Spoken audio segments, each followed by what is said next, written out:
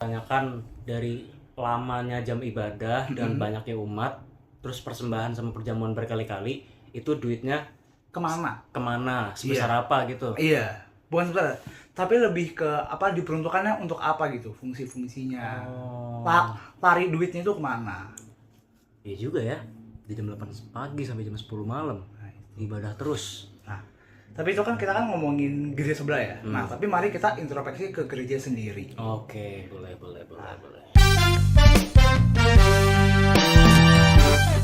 Sekarang itu kita berdua telah mengundang salah satu orang ya. Salah satu tamu namanya adalah Om Andrew. Boleh perkenalan dulu? Kebetulan Om Andrew ini juga kan tamu spesial. Spesial adalah beliau sebagai penatua di bidang bendahara umum ya, Om ya? Iya. Bendahara umum. Oke, boleh perkenalkan boleh. diri Om. Iya, selamat apa nih? Selamat siang semuanya ya. Perkenalkan saya Penatua Andrew Parawangsa dari Bendahara 1 sebetulnya kalau secara Bendahara struktural 1. di GKI Agus Salim ya Bendahara 1. Kebetulan saya juga bendahara di BPM SW Sinwil Jabar. Ya, jadi kesini bendahara, kesana bendahara. Oh, Berarti ngerti lah tentang keuangan gitu kok. biasanya nih bendahara ini urusannya perempuan nih. Iya, Ya, benar. tapi kan ini laki-laki laki. nih. Berarti kalau secara track record ngomongin bendahara uang berarti aman Om. Aman sebetulnya, Aman. aman. Tapi kalau di rumah tangga perannya tuh terbalik atau enggak tuh? Atau tetap sama? Di rumah tangga saya. Iya. Rumah tangga saya kebetulan keuangan saya yang ngatur. Oh. Karena biasanya kan istri kan. Biasanya istri. Ya, istri ya pegang uang buat dia jajan aja. Oh, kebalik ya. Kebalik. Karena ya emang kerjaan saya juga kan di bidang keuangan. Jadi saya yang ngatur semuanya, saya yang merencanakan termasuk bayar-bayar tagihan. Oh. Gitu. Karena biasanya kalau di keluarga kan uang suami, uang istri. Nah, biasanya gitu tuh. Saya bikin cekcok di situ tuh. Iya, itu. Tapi kalau ngomongin keterbalikan yang megang sempat ada cekcok atau gimana gitu, Om? Enggak. Enggak. Karena emang ya dulu emang udah disepakati bahwa ya keuangan tetap di saya yang pegang karena basic keuangan saya ya. Jadi di dunia pekerjaan karena ngatur keuangan juga. Jadi ya udah kebetulan juga istri ya udah nggak repot gitu kan mikirin tagihan segala macem gitu. Jadi udah kesepakatan bersama lah. Berarti kalau ngomongin apa tuh kerjaan Om kerjanya apa, Sir?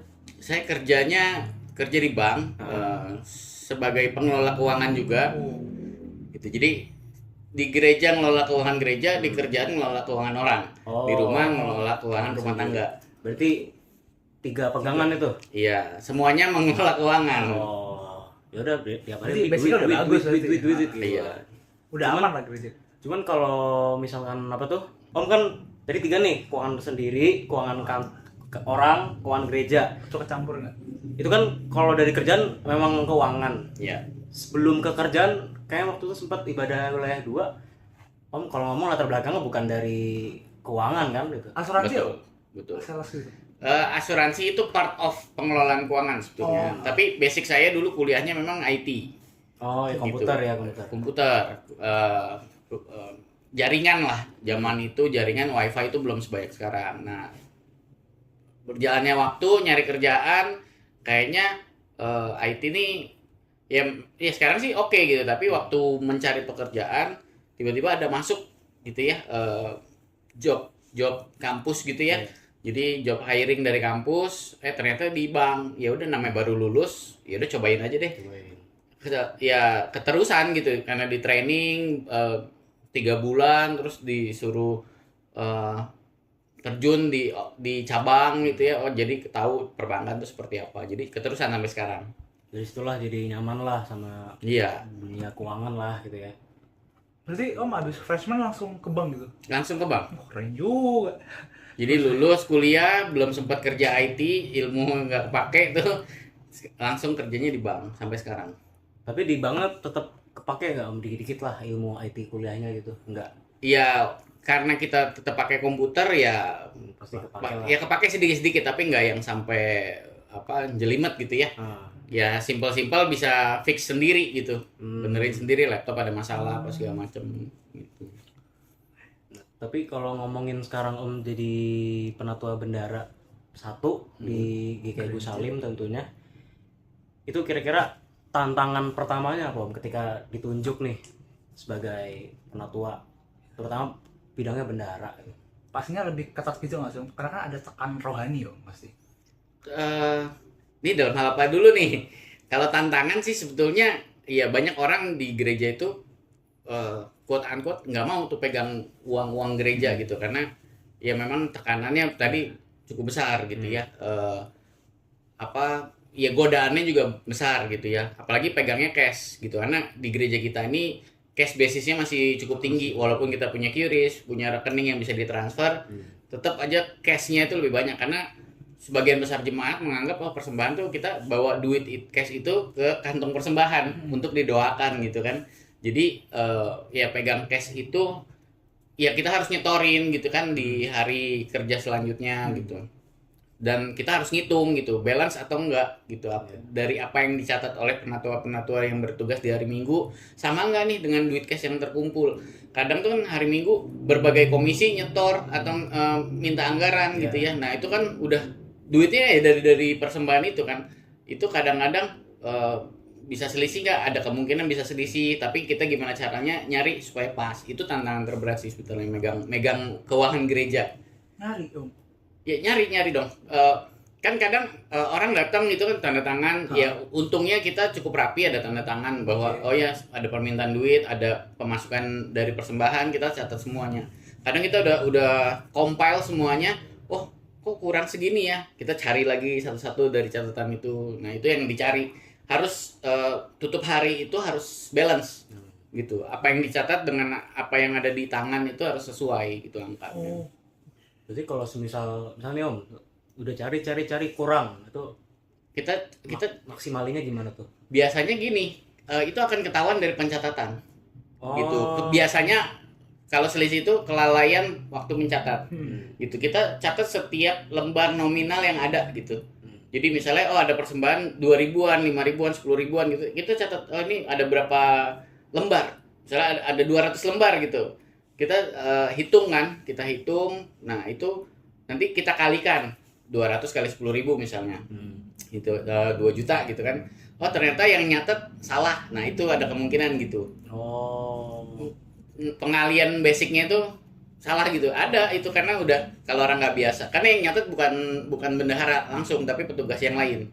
Bendahara cuma nerima di setor ini ya persembahannya segini gitu. Nah itu yang ada kemungkinan berapa kali saya menemukan pas ngalinya tuh salah gitu, jadi ada yang kebalik depan belakang. Nah itu kadang-kadang bikin mumet tuh, jadi kita ngecek lagi pengaliannya tadi benar nggak itu. Kalau pengecekan persembahan itu biasanya dilakuinnya per bulan atau per minggu sekali? Kita kalau sekarang itu setiap hari Minggu itu harus selesai, harus balance gitu. Jadi ketika bawa untuk disetor ke bank itu udah sesuai angkanya. Pencatatan hari Minggu itu dengan cash yang ada itu udah sesuai. Berarti per minggu tuh ada harus gini gitu Om? Enggak, jadi bukan harus segini, tapi berapa yang diterima hari Minggu itu, berapa yang keluar dengan cash yang ada yang harus disetor di hari Senin atau Selasa itu udah sesuai pencatatan angkanya dengan nominal yang memang beneran ada di tangan gitu. Nah, itu kerjaan yang sebetulnya dibilang berat ya berat, dibilang enggak ya enggak kalau udah terbiasa gitu ya, karena enggak semua orang mau melakukan itu. Betul. Gitu. Tapi kembali lagi karena tadi Om memang sebelum jadi terpanggil ini kan megang uang orang, megang uang sendiri. Kalau megang ini ya udah cuman basicnya wah ini megang uang gereja nih gitu. Iya. Tekanan batin sih. Tapi gitu Om, tekanan batin enggak? Enggak sih, biasa aja. Biasa aja. Oh, biasa aja. Karena ya karena udah terbiasa kali ya ngelola keuangan gitu ya. Karena ya emang dasarnya adalah ya ini kan kita pelayanan. Ya. Gitu. Apa yang kita urus ini adalah semua untuk Tuhan. Betul. Gitu. Jadi ya kalau awalnya sih aduh disuruh jadi bendahara mampu nggak ya gitu, karena gereja itu tidak sesimpel yang persembahan hari Minggu udah disetorin gitu, nggak sesimpel itu. Keuangan itu banyak sekali yang pengeluaran gitu itu kalau kita tiap bulan cetak rekening koran itu bisa 9-10 halaman rekening koran. Pemasukan pengeluarannya gitu. Jadi gereja itu tidak sesimpel persembahan dikumpulin semua udah masuk ke bank gitu. Enggak, ada pengeluaran-pengeluaran yang kita itu hal-hal kecil juga kan semua kita catat. Berarti secara rekening nggak sembarangan yang udah di HP-HP ya Om ya jatuhnya? Enggak, kita pakai rekening kan rekening atas nama GKI Agus Salim ya. Jadi rekeningnya tipe rekening bisnis. Oh. Gitu. Jadi semua pembayaran tagihan-tagihan kan gereja juga bayar listrik, bayar air, bayar telepon gitu ya. Itu semua kan kita lakukan lewat rekening. Kalau lewat rekening itu sebenarnya lebih memudahkan. Gitu. Pencatatannya kan tinggal lihat aja di rekening koran gitu. Tapi yang cash ini yang agak sebenarnya bikin agak banyak gitu kerjaannya. Tapi ya so far sih terhandle dengan baik lah. Oke. Berarti kalau tadi Om ngomongin ini pelayanan, berarti Om sendiri punya ini dong, ayat dasar Alkitab untuk membantu pelayanan ini. Mungkin ada gitu? Ayat dasar untuk pelayanan ya. Sebetulnya saya nggak pakai ayat, tapi saya selalu berprinsip adalah kenapa saya mau melayani, karena Tuhan sudah lebih dulu menebus dosa kita. Gitu. Bentuk pelayanan kita adalah bukan karena saya mau melayani supaya Tuhan memberikan ini, enggak. Tuhan itu sudah membayar lunas semuanya, makanya kita memberi diri untuk melayani Tuhan. Gitu. Jadi jangan kebalik nih. Gitu. Jadi bukan saya mau melayani supaya ini, saya mau memberi persembahan supaya ini. Gitu. Tapi karena Tuhan sudah memberikan semuanya untuk kehidupan kita, apa yang kita bisa lakukan untuk Tuhan? Om, tapi sebenarnya tuh persembahan tuh wajib nggak sih Om di gereja? Persembahan wajib atau enggak di gereja dalam konteks GKI ya sebenarnya persembahan itu tidak ada tertulis wajib memberikan persembahan, tapi di dalam liturgi hari Minggu kita kan ada liturgi persembahan gitu. Itu kan persembahan adalah kesempatan kita sebagai individu tadi untuk memberikan rasa syukur kita kepada Tuhan gitu. Jadi dibilang wajib tidak tertulis untuk wajib gitu. Jadi kembali ke masing-masing aja. Kembali ke masing-masing. Seikhlasnya lah ya. Seikhlasnya betul. Om, tapi boleh sih Om kalau misalkan kita nggak ada cash nih, contoh nggak ada cash, boleh pakai barang nggak sih Om? Pakai barang, sistem barter gitu ya. Kan kita dulu kan persembahan pakai sapi gitu. Iya, zaman dulu persembahannya sapi, domba gitu ya. Kalau zaman sekarang barang boleh nggak? Boleh aja, tapi gini, apakah barang itu berguna atau tidak? Gitu. Tapi kalaupun tidak berguna bagi jemaat kita dan bagi gereja kita bisa salurkan juga ke yang membutuhkan. Misalnya buku gitu ya, buku-buku itu mungkin kita bisa kirim gitu ya ke daerah gitu. Atau misalnya persembahan apa? Misalnya gereja lagi butuh AC gitu ya, ada yang saya mau nyumbangnya dalam bentuk AC aja. Boleh, kita terima gitu, tapi sebaiknya dikomunikasikan dulu gereja lagi butuh apa sih. Atau kadang gereja juga suka di warta tuh ngumumin, kita lagi ada kebutuhan renovasi, kita butuh ini. Nah itu boleh menyumbang dalam bentuk barang gitu, memberikan persembahan dalam bentuk barang. Misalnya bisa ya, kecuali uang tuh bisa dalam bentuk materi juga ya. Bentuk materi bisa. Mau nyumbang mobil boleh, mau nyumbang motor juga boleh. Kita memang butuh mobil. Butuh. Terutama HS lah. HS butuh. Minimal ya. Oh iya, buat komisi pemuda bisa jalan-jalan gitu ya kalau ada undangan dari gereja lain ya. Betul dia Om, daripada kita naik Grab kan ntar ujung-ujungnya pemuda duit lagi, Om Andrew pusing lagi ntar transport. Jadi untuk mempermudah Om Andrew kita beli HS gitu kan. Betul. Yang mau HS boleh kirim.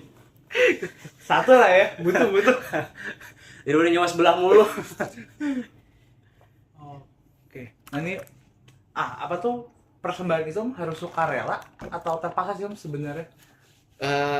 Persembahan itu harus sukarela sebetulnya, tanpa paksaan gitu. Karena kalau hari Minggu tuh ya, setiap sebelum kita persembahan itu kan penatua di depan tuh selalu ada nutsnya kan untuk mengawali persembahan gitu ya. Kan hendaklah semua orang memberikan dengan kerelaan hati. Ya gitu. Jadi sebaiknya persembahan itu diberikan dengan kerelaan hati. Gitu. Jadi dengan tidak ada paksaan gitu. Dan tidak ada harapan. Artinya harapan tuh maksudnya, oh saya mau kasih 100.000 supaya nanti Tuhan lipat gandakan jadi 1 juta atau jadi 10 juta gitu. Gitu. Judi gitu ya. Bukan jadi investasi namanya. Investasi. Aduh. Karena dulu saya sempat nggak persembahan. Oke. Sempat apa tuh beberapa minggu nggak persembahan. Karena kayak buat persembahan kalau uang itu bisa disalurkan langsung ke orang yang membutuhkan, Om. Jadi saya langsung ke yang membutuhkan.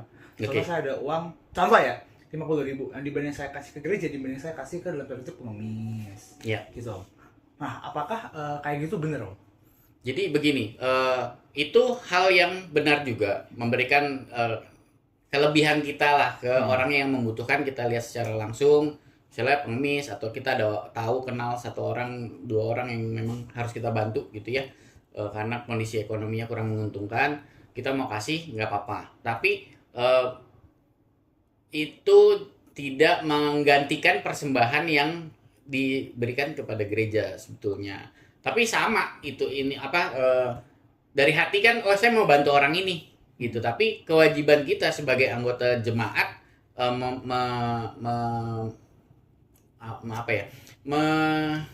mensupport gitu ya keberlangsungan gereja kita juga, karena orang itu butuh, gereja juga butuh gitu.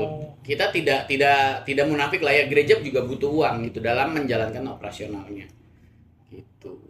Tapi tidak salah gitu, tidak salah memberikan. Saya banyak kenal orang-orang yang oh ya kalau ngasih itu ke orang yang membutuhkan tuh luar biasa gitu, dan itu tidak salah. Oke, berarti apa tuh kalau misalkan jangan lupa persembahan juga ke gereja lah. Betul. Ya. Boleh persembahan ke apa tuh di dunia nyata kayak ngasih ke pengemis, tapi jangan lupa ke gereja juga. Karena gereja juga butuh uang.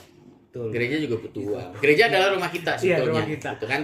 Ketika kita memberikan keluar, tapi di dalam istilahnya kasarnya ya, oh gereja ini tidak punya uang buat bayar operasional, listrik, air, telepon gitu, sehingga menghambat pelayanan. Itu juga kok rumah kita begini amat ya, gitu, karena semuanya nyumbangnya keluar langsung gitu kan. Kita secara pengelolaan keuangan juga harus balance lah ya. Oh iya, di rumah dulu diberesin baru kita keluar gitu kan. Sama kan kalau di kita punya uang jajan, kita saya punya uang jajan 100.000, saya kasih 20.000 untuk orang yang membutuhkan, sisanya buat saya beli buku kah, beli bensin kah untuk itu gitu kan. Kita nggak mungkin kasih terus-terusan keluar tapi kitanya sendiri sampai nggak punya bensin buat kendaraan kita gitu misalnya gitu.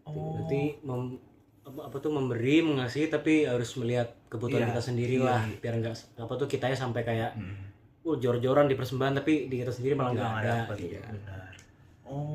Okay. Tapi kalau ngomongin tadi Om, yang Om bilang gereja butuh uang untuk operasionalnya gitu kan. Iya. Ambil contoh kayak misal gereja mengadakan fasilitas untuk retret gitu. Iya. Itu kan biayanya besar tuh Om, penginapan berhari bermalam gitu kan. Iya. Anggaplah angkanya 42 juta total dari salah satu komisi untuk retret itu. Anggaplah dari gereja cuma ngasih, anggaplah setengahnya gitu. Iya. Berarti setengahnya lagi dari komisi kan, bantuan dari komisi kan, atau segala bentuk lainnya lah. Iya. Terus misal ada berbagai keluhan jemaat bilang kayak, gereja duitnya katanya banyak tapi malah kurang, tapi sekarang malah ada harus ngandelin umatnya buat duit. Nah itu kok bakal jadi konteks gereja tuh bisnis gak sih Om, jatuhnya kayak gitu? Nah jadi sebenarnya gini, kenapa gereja dalam hal ini case-nya retret gitu ya, retret biayanya 42 juta, gereja kasih setengahnya gitu ya. Ya memang anggaran itu kan kita set up di awal tahun pelayanan selalu. Mungkin perkiraannya waktu itu kayaknya 20 juta cukup nih gitu, tapi ternyata harga-harga pada naik dengan kondisi ekonomi sekarang, atau pesertanya terlalu banyak gitu ya, dan gereja cuma bisa memberikan 20 juta, sisanya 20 juta lagi dicari oleh komisi yang bersangkutan gitu ya. Itu sih sebetulnya bukan bentuk bisnis, tapi bentuk tanggung jawab kontribusi setiap orang yang mau mengikuti retret juga. Betul. Gitu. Itu juga persembahan pada akhirnya kan. Dan kan kita kalau misalnya 3 hari 2 malam, kita nggak retret pun, kita tetap butuh makan, kita tetap butuh mengeluarkan uang gitu ya. Itu cuma mengalihkan, saya kalau di rumah tetap keluar duit juga, saya mau ikut retret nih 3 hari 2 malam, ya udah biaya itu saya alihkan aja ke untuk kontribusi saya ke rate-rate tersebut gitu. Atau kan kita sering lihat ada komisi-komisi mengadakan bazar ya untuk mencari untuk menutupi kekurangan itu. Nah, itu sebenarnya kalau dibilang bisnis ya enggak gitu. Itu menggugah jemaat-jemaat yang lain untuk memberikan persembahan dalam bentuk itu langsung loh sebetulnya. Oh iya, komisi ini lagi butuh gitu. Itu persembahan langsung. Gitu. Dan saya selalu minta komisi yang melakukan itu laporannya tetap ada supaya bisa dipertanggungjawabkan. Oke. Itu berarti segala bentuk apa tuh transaksi peribadah nih Ya. Contoh minggu besok ibadah 1, 2, 3 itu per ibadah tuh transparansi itu harus jelas gitu ya Om ya. Iya. Contoh lah yang di Warta gitu. Iya. Itu tuh yang di Warta tuh kayak per minggu atau per bulan gimana tuh? Di Warta itu per kebaktian. Per kebaktian hari Iya. itu. Hari Minggu itu. Jadi hari Minggu kemarin tanggal 19 Juli gitu ya. Akan diwartakan di 26 Juli. Di Warta Jemaat 26 Juli. Itu kebaktian 1 persembahannya berapa? Kebaktian 2 persembahannya berapa? Kebaktian 3 persembahannya berapa? Kemudian yang memberikan persembahan bulanan nomor sekian jumlahnya berapa? Bulan apa aja itu ada. Ada yang memberikan perpuluhan, ada yang memberikan persembahan syukur, ada yang melalui transfer, ada yang melalui QRIS. Itu semua tercatat di Warta Jemaat.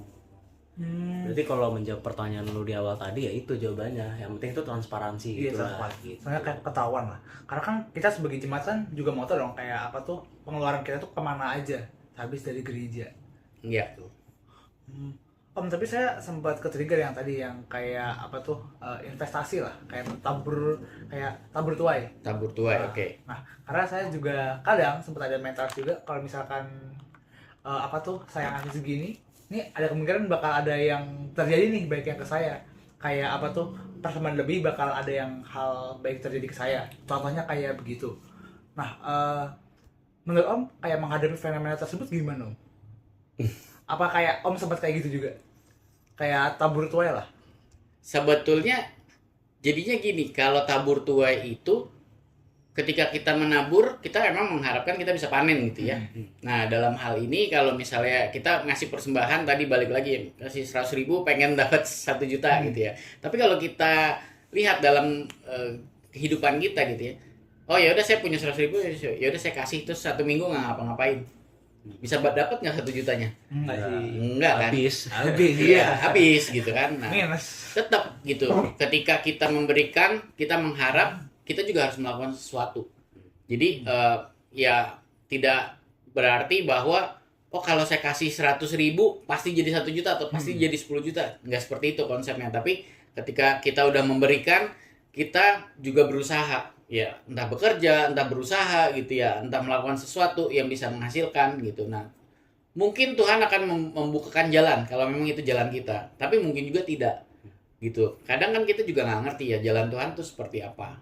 Bisa instan, bisa tidak, bisa nanti atau bisa yang lain gitu. Jadi ketika kita ngarep banget gitu ya, terus ternyata nggak dapet, kecewa nggak? Kecewa pasti. Sebagai manusia biasa pasti kecewa. Dan itu yang agak bahaya karena ketika kita memberikan terus kita mengharapkan tapi kita tidak dapat, kita bisa jadi jauh dari Tuhan. Oh, Tuhan nggak menjawab doa saya. Padahal Tuhan tahu yang terbaik buat kita. Mungkin kalau kita ngarepin A, Tuhan mau kasih B atau C yang terbaik buat kita. Gitu. Mungkin kalau dikasih A, kitanya juga nggak, ya memang apa secara pemikiran kita mungkin oh ya saya ngarep A, oh Tuhan kasih A baik gitu, tapi belum tentu baik. Bisa jadi yang baiknya itu yang B atau yang C gitu. Siapa tahu dikasih A kita bisa jadi kena masalah gitu.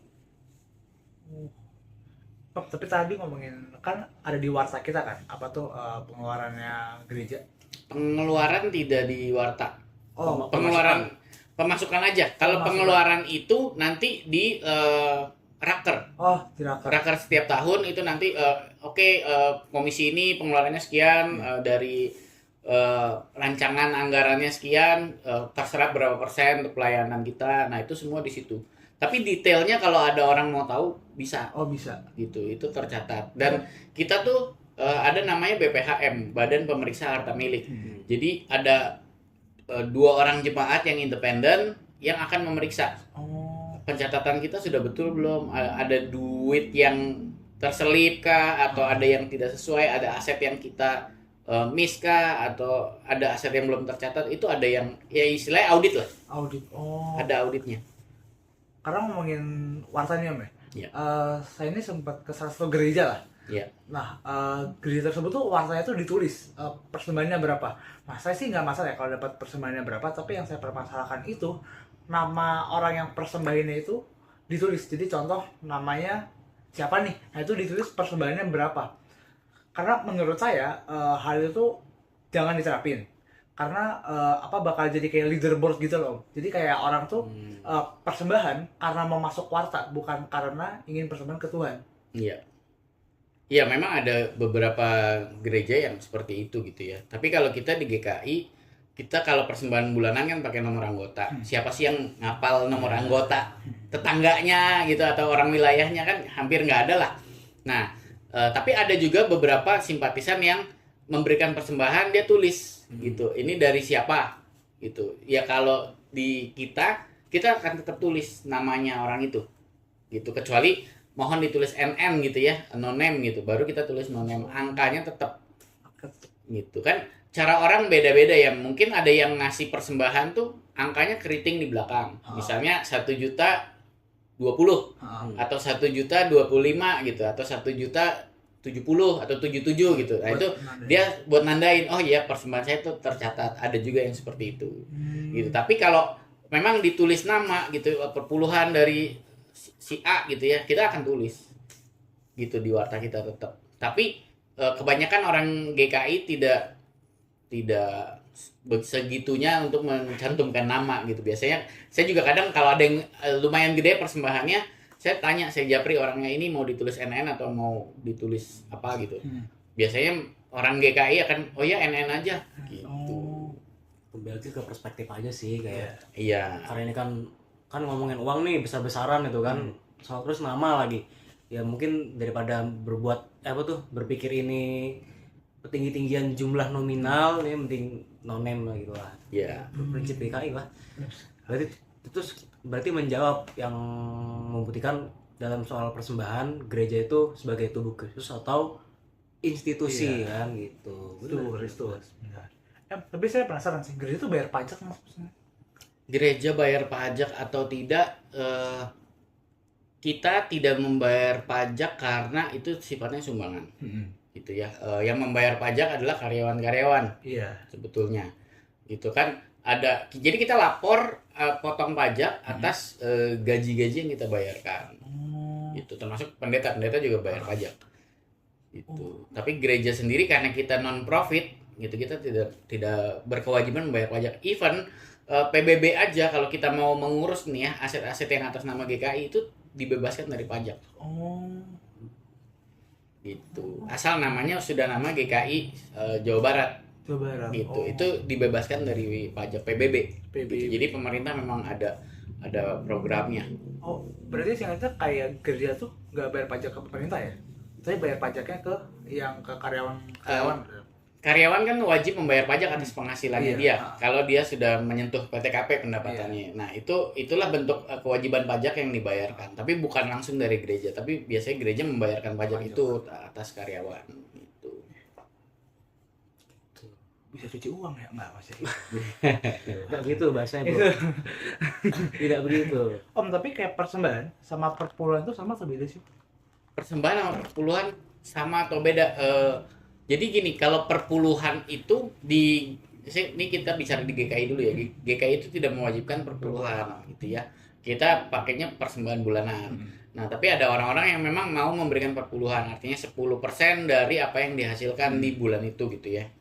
Dan ya itu beda gitu, persembahan hari Minggu dengan persembahan perpuluhan. Perpuluhan tuh biasanya sebulan sekali. Ya nggak tahu kalau ada yang gajinya tiap minggu dia ngasih perpuluhan tiap minggu ya bisa juga gitu. Tapi rata-rata kalau di GKI Agus Salim itu ya tiap bulan lah ngasih perpuluhannya. Gitu. Di luar persembahan hari Minggu yang kita nggak tahu juga dia ngasih atau enggak gitu. Tapi itu dua hal yang berbeda. Karena kan banyak yang mewajibkan perpuluhan ya di beberapa gitu. Nah, makanya kayak balik kayak yang tadi sih, pertanyaan persembahan itu wajib atau enggak kan sebenarnya. Nah, kalau persembahan yang biasa minggu malam Om datang ambil-ambil di locker itu persembahan apa sih? Kalau itu persembahan bulanan namanya. Bulanan. Ya itu untuk anggota jemaat yang sudah memiliki nomor anggota. Persembahan bulanan itu bulan Januari sampai Desember gitu ya. Ada persembahan syukur juga. Nah itu akan tercatat gitu, dan itu bentuk support tadi, untuk support terhadap gereja, untuk operasional gereja. Kita memberikan sebagian dari pendapatan kita untuk setiap bulan ke gereja. Itu sifatnya individu tapi kan. Sifatnya individu. Jadi kalau begitu kita di CD, kita punya nomor anggota sendiri. Nah itu misalnya masih SMA udah di CD gitu ya, ya dari uang jajan misalnya mau menyisihkan berapapun, ya itu bentuk persembahan bulanan. Nah itu kan ngomongin udah punya nomor anggota, udah CD. Ah. Kita kan udah CD nih, Ah. udah punya tuh. Iya. Kita cuman namplong dong situ tuh sesuai abjad namanya tuh. Ah. Tapi kalau dibuka mungkin kertas kuningnya kosong tuh. Ini sekaligus reminder ya teman-teman ya. Kita juga harus ikut berpartisipasi itulah dalam persembahan bulanan gitu. Nah itu kan pernah ngecek nih Om. Ke amplop gede dibuka kertas kuning kan? Iya. Bulan Januari sampai Desember gitu. Misal nih di situ tertulis Januari 100.000 gitu. Nah itu duitnya tuh awal ngasih kemana dulu Om? Apa dimasukin amplop situ, ntar minggu malam membuka ada duit itu? Jadi biasanya masukin ke amplop biru itu, boleh nulis sendiri nominalnya di situ, nanti akan ditandatangan oleh penatua yang bertugas persembahan, dimasukin ke kantong persembahan aja. Oh berarti sebelum ibadah dia ngambil dulu, Iya. pas kantong diedarkan dia masukin? Iya, dia masukin. Atau bisa juga sebenarnya sekarang udah beberapa mulai transfer. Transfer kasih keterangan nomor anggota sekian bulan ini, persembahan bulanan gitu. Jadi saya udah tahu kalau udah nomor anggota sekian bulan ini, udah itu pasti persembahan bulanan. Gitu. Udah otomatis lah. Iya. Kan udah simpel di transfer. Takutnya kalau maunya segepok gitu kan ngasihnya, amplopnya nggak muat. Jadi transfer lebih enak gitu kan. Tapi kalau ngomong-ngomong misalkan naruh duitnya cash dalam situ terbilang aman ya Om ya. Nggak banyak orang tahu gitu kalau sistemnya begitu juga gitu. Iya. Karena kan duit ketika udah dimasukin duit, dimasukinnya ke kantong persembahan, bukan ke lemari itu lagi. Oh, Gitu. Jadi di lemari itu semua amplopnya kosong. kosong sama kuningan aja. Iya, gitu. Jadi ketika udah diisi duit, masukinnya ke kotak persembahan. Gitu. Karena sebenarnya nggak pernah ngelihat sih orang yang cuman ngambil nulis itu doang. Iya. Masalahnya. Tulis ya? Nulis sendiri boleh, atau ya kalau nggak ditulis kadang-kadang gini, bulan lalu misalnya ngasihnya 100.000 gitu ya, terus bulan ini amplopnya isinya 200.000. Kadang kita juga bingung, ini 200.000 untuk bulan 1 bulan doang atau 2 bulan gitu. Tapi kalau udah konsisten gitu ya, misalnya Januari sampai Maret udah 100.000 gitu, ketika dia bulan Juni ngasih ada 300.000, berarti kita akan tulis April, Mei, Juni nih pasti, karena 100. April, Mei, Juni belum ngasih gitu Iya. misalnya. Ya dibuletin lah gitu, dibagi Iya. lah. Oh, tapi ada langsung kayak ayat Alkitab yang mengharuskan kita untuk persembahan gitu? Atau nggak ada sebenarnya? Ayat Alkitab untuk mengharuskan ya. Nah, sebenarnya gini, kalau di dalam 2 Korintus 9 ayat 7 itu Paulus tuh menegaskan bahwa hendaklah masing-masing memberikan menurut kerelaan hatinya, jangan dengan sedih hati atau karena paksaan. Sebab Allah mengasihi orang yang memberi dengan sukacita. Artinya gini, tidak ada yang mewajibkan harus memberikan persembahan, tapi persembahan itu harus diberikan dengan kerelaan hati dan dengan sukacita. Jangan karena terpaksa, aduh harus ngasih persembahan, itu juga jadi nggak jadi berkat gitu kan. Hati dulu yang memang mau memberikan gitu. Karena saya persembahan karena rutinitas ya, bukan kayak tapi gue keluar. Berarti itu udah tergerak dari awal, Kak. Bener. Bagus lah. Iya. Ya kalau nggak ada cash, kiris. Benar. Cuman bingung terus main Andrew. Cash. Apalagi pemuda sekarang apa-apa kiris kan, udah Iya. banyak yang gini kan. Sempat tak tanya, bingung. Berarti jatuhnya masuk ke gereja kan, bukan komisi kan? Iya, gitu. tapi kan sekarang udah dikasih kode nih buat komisi pemuda gitu. Ada, Iya. udah ada. Jadi setiap komisi itu punya kode masing-masing di buntutnya. Jadi komisi pemuda tuh di apa ya? Warta ada tuh. Oh, baru tahu. ada komisi pemuda itu kodenya 03. Jadi misalnya mau ngasih 100.000, berarti 100.000 3 dikiris. Nah, itu saya udah tahu bahwa kalau nominal 100.000 3 ini dari komisi pemuda. Oh. gitu. Dan setiap komisi yang lain juga punya kode-kode unik ada di Warta gitu, kodenya apa. Kalau umum juga butuh kode, Om? Kalau umum enggak. Ya udah langsung aja. Jadi kalau dia nggak ngasih buntut di nominal persembahannya berarti masuk ke umum. Wah, Oh, berarti misal Om, di pemuda kan tak kasih QRIS tuh. Iya. Misal tiga. anak-anak scan gitu. Tapi nggak pakai kode komisi apapun. Iya. Itu kalau Om tahu masuk gereja. Umum. Masuk ke umum Oh, gitu. oh, Karena umum gitu. karena kalau persembahan QRIS kita nggak tahu ini dari siapa. Asal muasalah. Asal muasalnya gitu. Jadi yang bisa membedakan adalah kode nominal di belakangnya aja. Oh, berarti ini perlu ditekankan lagi lah. Berarti saya tidak pernah persembahan ke pemuda. Ke umum terus berarti saya. Iya, berarti benar. Full umum berarti. Nggak ada Oh. pemuda. Tapi kalau dilihat laporan-laporan beribadah permuda, gede sih Iya, lumayan iya, persembahannya. Gitu, oke lah. Wah. Tadi kan sempet karena kita nggak apa tuh sempet nanya kan waktu itu kan. Iya. Jatuhnya masuknya ke umum gitu. Apa tak absenin dia siapa yang QRIS berapa gitu dijumlahin di Enggak. kertas itu kan nggak enak juga kalau Ketika kayak gitu. ditanya itu saya udah langsung memikirkan bahwa oh ya kita harus bikinin kode buat setiap komisi-komisi Oh, iya. dan event-event tertentu kalau memberi persembahan khusus itu ada kodenya. Kodenya ya dalam nominal di paling belakangnya, angka paling belakangnya. Gitu. Jadi saya ketika mencatat tahu oh ini untuk komisi ini untuk komisi ini gitu. Berarti jatuhnya persembahan QRIS nggak masalah Gus Salim, tapi ada kode belakangnya. Iya. Kecuali komisi-komisi kayak lansia gitu ya kan dia di hari Rabu ketika ada QRIS masuk, oh saya udah tahu nih ini komisi lansia nih pasti yang pakai QRIS gitu. Atau misalnya ada pernikahan di hari Sabtu atau ada persekutuan di hari Sabtu, itu juga ketahuan hari Sabtu ini siapa ya gitu. Cuma masalahnya kalau pernikahannya ada 2 gitu di hari Sabtu, nah ini bingung pernikahan yang mana nih gitu. Ya, asal masuk aja jadinya gitu kan. Iya. Om, tapi saya lumayan penasaran sih, maksudnya Om kan bendara nih, Iya. ya kan? Caranya menjaga hati buat dan tanda kutip nggak korupsi itu gimana Om? Karena saya pribadi kan kalau misalnya lihat uang gereja nih, gede nih, ya kan? Pasti ada hati ini kayak mau nyuri dikit-dikit lah Om. Ya mungkin itu kenapa sih kita akan jadi bendara gereja ya yang pertama. Nah, maksudnya kayak nah, maksudnya cara menjaga hatinya gitu Om. Kalau misalkan contoh nextnya nih bakal ada bendara lagi. Nah, apa tuh caranya Om untuk ngasih tahu supaya nggak korupsi itu gimana Om? Waduh, ini susah ya. Ini balik ke diri masing-masing sebetulnya. Kan gimana caranya itu agak sulit gitu ya, karena tiap orang beda-beda gitu. Tapi persembahan gereja itu kalau mingguannya gede ya relatif gede gitu ya. Dibilang nggak gede, ya nggak gede juga sebetulnya gitu. Menjaga hati supaya tidak korupsi gitu ya.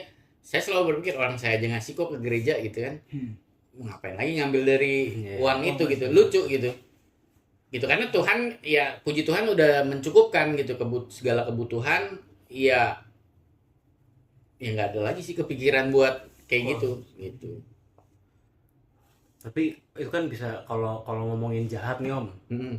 Itu bisa tuh yang dibilang wujudnya harapan tuh. Saya kasih 10.000 tapi saya bendara. Biar sejuta Bisa. gimana ya? Iya. Kan peluang tuh gede banget tuh. Betul. Gede banget tuh peluang tuh. Iya, makanya setiap persembahan yang disetorkan ke bendahara itu kan saya selalu bilang catat dulu nih sama yang lain gitu. Nanti kalau ada tadi koreksi misalnya salah pengalian, kita akan buktikan bahwa oh ya nih ini pengaliannya salah ya. Saya koreksi ya nominalnya jadi segini gitu.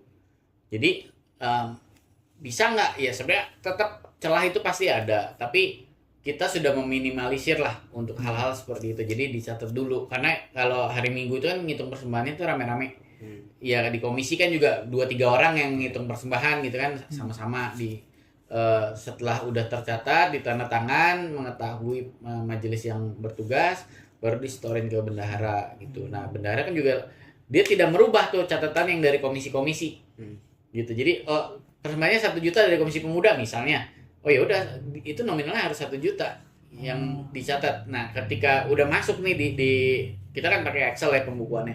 Jadi kalau udah masuk di Excel kita udah nggak akan merubah lagi karena nanti kalau di audit nggak sesuai nih. Oh kalau ada persembahan 1 juta ternyata yang di cashnya cuma misalnya 500.000 gitu. Nah itu yang meminimalisir gitu karena pasti nggak balance nanti di ujungnya total persembahan itu pasti nggak balance kalau di korupsi gitu ya.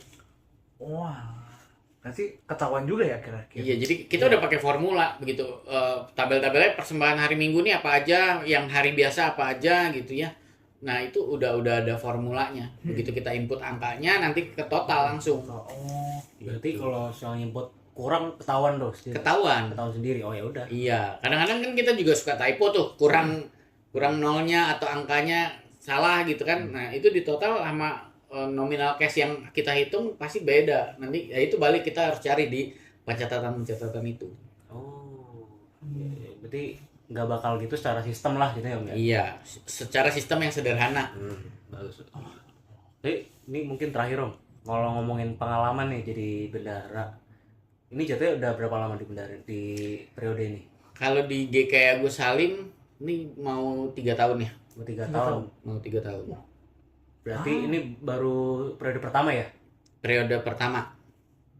emang berapa tahun tuh kalau misalkan apa tuh bendahara menjabat? Oh, 6. 6 tuh. Kan 3 2 periode. Iya, sebenarnya periode kepenatuan itu kan 3 tahun, 3 tahun pelayanan, boleh diperpanjang 1 kali periode lagi, jadi 2 kali 3 gitu, 6 tahun gitu. Dan posisinya tidak harus selalu, misalnya saya bendahara tahun ini, saya bisa aja tahun depan jadi bidang lain bisa aja.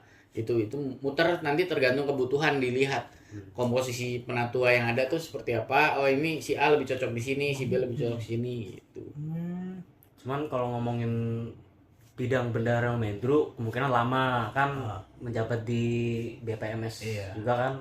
Iya, sebenarnya di BPMSW ya kebetulan di bendahara, tapi tidak harus bahwa di jemaatnya juga bendahara, itu nggak harus bahwa bendahara di sinode harus bendahara juga di jemaat enggak. Gitu. Tapi semoga aja Om Indru menjabat 2 kali ya, karena saya percaya sama Om Indru. Karena backgroundnya keuangan bro. Iya betul. Kalau backgroundnya bisnis Udah 3 pegangan keuangan nih gitu. Udah terbukti lah ya. Kalau misalkan yang lain kan belum tentu. Mungkin waktu itu juga dia bilang kalau uang yang megang Bang Hendro aman gitu kan. Aman dalam arti apa nih? Tidak mungkin dikorupsi dong. Mau ngapa-ngapain enak lah gitu, gereja ngeluarinnya, masukinnya gitu. Iya, sebenarnya gini, gereja ngumpulin banyak juga buat apa? Gitu kan. Ya buat operasional ya. Tapi kan itu udah kita udah jagain bahwa ya secara prinsip pengelolaan keuangan paling nggak 3 bulan ke depan kita aman. Gitu ketika kita harus mengeluarkan yang basic dulu. Nah, selebihnya apa? Menjalankan program gitu ya. Terus kemudian kita membantu gitu kan, kita ada kespal juga, kita punya anak-anak gota yang setiap bulan kita biayai, ada juga diakonia buat jemaat yang kurang mampu, kita berikan bantuan gitu. Saya selalu menekankan bahwa ini duit ada, udah salurin aja gitu kan. Beberapa kali juga kita mensupport programnya Sinode Wilayah Jawa Barat ke NTT, kemudian ke Seko untuk bangun asrama, ke NTT untuk bangun saluran air gitu ya. Mereka di sana membutuhkan gitu. Jadi ya saya ngelihat juga apresiasi buat jemaat GKI Agus Salim bahwa ketika kita mau membantu saudara-saudara kita di luar, itu persembahannya luar biasa banyak gitu yang kita berikan gitu. Jadi biasanya dalam masa Paskah atau masa Advent gitu ya, kita ngumpulin itu untuk support program keluar. Jadi kita tidak hanya memberikan persembahan digunakan untuk di internal kita aja, tapi juga kita memberikan berkat buat keluar. Yang ini aksi penyangkalan diri kemarin. Iya, aksi penyangkalan diri itu kita ke asrama Seko gitu. Kalau yang Natal kemarin apa namanya? Lupa, tapi untuk saluran air di NTT gitu. Jadi mereka di satu desa nggak punya air, butuh pipa-pipa untuk mengalirkan air ke desa mereka, ya kita support di situ. Persembahan kok. Gitu. Nah, kalau yang kemarin syukur tahunan itu pembangunan tuh internal tuh gimana? Kalau syukur tahunan sifatnya untuk internal. Gitu. Jadi kita ada kebutuhan, misalnya kita punya peralatan gitu ya rusak gitu, kita punya aset gitu yang perlu kita permajakan atau apa gitu ya, ada alat musik, ada alat multimedia. Nah, itu digunakan untuk itu semua. Ya, sebenarnya apapun lah yang kita lagi butuh sumbernya dari persembahan syukur tahunan. Ya, menunjang kembali lah. Menunjang kembali dari anggaran yang sudah dianggarkan sebelumnya. Iya. Oke, mungkin itu. Tapi satu yang terakhir. Kira-kira sempat kendala nggak Om memisahkan ini pekerjaan di ladang Tuhan, ini pekerjaan di sendiri lah gitu. Sempat kayak kan tadi yang Om bilang nih, di kerjaan megang uang juga, di gereja juga megang uang. Itu pernah nggak dalam satu waktu tuh dalam mengerjakannya tuh bersamaan terus bentrok jadi kendala sendiri itu atau apa gitu? Bentrok sih hampir nggak pernah lah ya. Kalau bentrok antara pekerjaan duniawi dengan pekerjaan di gereja itu dua hal yang memang terpisah gitu. Kerjaan saya di kantor, ya saya biasanya apa yang menjadi pekerjaan kantor beres di kantor, tidak bawa pulang ke rumah. Nah, pekerjaan gereja sebisa mungkin di gereja pun selesai gitu di hari Minggu gitu ya. Ya adalah kayak bikin laporan untuk warta itu dikerjain di rumah di hari biasa gitu kan. Tapi dua-duanya bentrok, tercampur, hampir enggak, bisa dibilang enggak lah. Itu karena itu dua hal yang sangat berbeda. Berarti kalau untuk menutup mungkin Om boleh pesan ke diri sendiri dalam ya harapan Om kedepannya lah di untuk next, entah untuk Om, entah untuk next bendahara kita, atau untuk jemaat juga boleh Om, tentang atau harapan yang paling simpel lah general harapan untuk Iya. gereja dan segala kegiatan ya. GKI. Ya harapannya untuk kita ya jemaat GKI Agus Salim ya, dengan perkembangan jemaat kita yang semakin bertambah saat ini, hampir setiap bulan tuh pasti ada yang atestasi masuk gitu ya. Semuanya sama-sama mari kita memberikan diri untuk melayani dalam bentuk apapun, tidak harus di jabatan gerejawi, tapi setiap gereja yang menjadi makin besar membutuhkan para pelayan-pelayan yang memberikan hatinya untuk melayani, dan gereja tidak akan bisa berdiri sendiri tanpa pelayan-pelayan yang ada. Jadi mari kita semuanya sama-sama menggerakkan hati kita untuk melayani bersama-sama. Oke. Ada kata-kata untuk Apa nih? untuk penonton dong. Selagi kita bekerja di ladang Tuhan, kita nggak perlu mengharapkan tuayan kembali. Jadi selagi kita masih terus menabur ya sudah. Kita akan mendapatkan hasilnya sendiri ketika itu tumbuh gitu. Kalau dari saya ya mungkin dari pengalaman saya boleh persembahan keluar, tapi jangan lupa persembahan ke gereja juga. Betul. Ya itu aja. Oke. Itu aja dari kami, dari Neos Podcast. Oke, sekian dan terima kasih. Dah.